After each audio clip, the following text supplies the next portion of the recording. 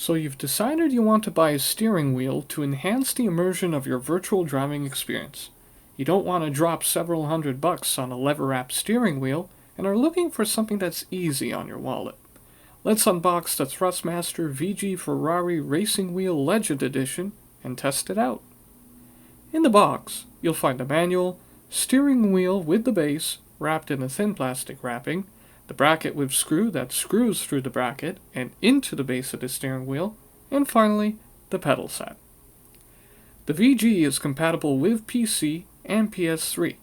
Make sure to toggle the switch to the appropriate platform before plugging it in. In my case, I'll set it to PC. The bracket has a U shape to it and features two clamps that can tilt. The hole in the front and middle is where the screw goes through. Make sure the padded sides of the clamp face up, as that's the side which will make contact with the bottom of the surface you're clamping onto. Next is the screw, which has a tilting handle that will lock the screw in place.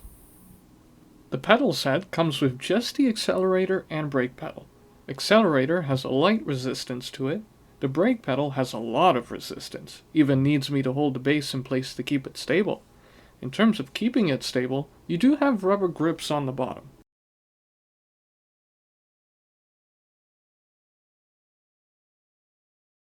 A cable comes out of the pedal set, which clips into the back of the steering wheel's base. Wheel is very circular in shape. You have two buttons in the top left, four-way control pad, 1, 2, 3 buttons on the bottom spoke, 1, 2, 3, 4 buttons on the right spoke, 2 buttons on the top right. Behind the wheel are two paddle shifters, which have a distinct clicking sound to them. Feed the screws straight up and twist the handle until the bracket is somewhat in place. Then mount it onto a suitable spot. I have it already secure, and you can see here where the padded clamps are, the position of the bracket, with the clamps facing away from the wheel, and the back of the bracket flush with the front of the base. Most people don't care about manuals, but I do, because I like some fruitful reading. The manual includes a link to the support section of Thrustmaster's website, which is where you'll find the driver software for this wheel.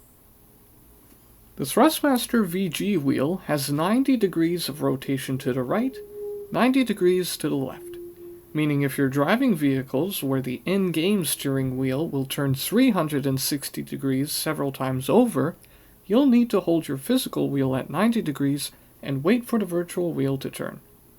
To me, this is fine, because even if I had a wheel that could rotate 900 degrees to either the right or left, it'll take some time for me to turn that physical wheel several times over too. It's just something to be aware of. Hold the wheel all the way to the right or left and wait for the virtual wheel to catch up. This can take some getting used to, so avoid overcorrecting. In simulators like American Truck Simulator, where the driving focus is more on smooth, slow, and predictable driving, this isn't a problem for me.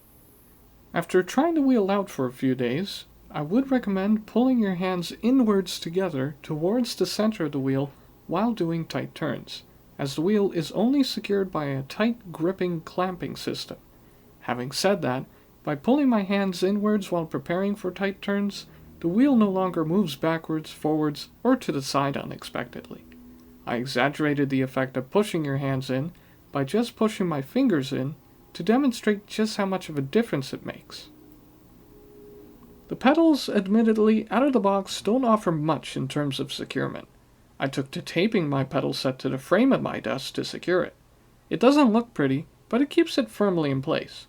You can't get a gear shifter after the fact for this pedal set, but you can use the paddle shifts for sequential, one at a time, gear up and gear down shifting. There's no clutch pedal, because there's no H-pattern shifter that you can get for this wheel. If you absolutely need an H-pattern shifter and would like that clutch pedal experience, I'd recommend looking into the Thrustmaster T150 for a budget option, although it isn't currently available to me in my part of Canada. The buttons have a sort of soft and mushy button push feel, which work just fine if you don't need an obvious click-like button feel. The four-way direction pad, however, is shaped in a circle and is not the ideal shape if you want to adjust the camera. I find sometimes the button pad will think I'm trying to pan the camera vertically instead of horizontally, and vice versa. Something tells me a plus sign shape for the 4-way direction pad would eliminate this problem, as this circular button does have a bit of play if you push it around a bit. Don't mind save with Ctrl+S. That's to remind me to save my Premiere profiles as I continuously edit these videos. That said, I would recommend this wheel to any entry-level virtual driver. It's perfect if you don't want to splurge several $100s on a first wheel, and is a great way to get a feel for the kind of driving you'll want to specialize in. I hope this wheel was detailed and informative, especially for those of you looking to get this wheel for PC. By the way, it plugs in by USB. Like, comment, and subscribe to see more videos like this, and check out the rest of my channel. As always, safe travels.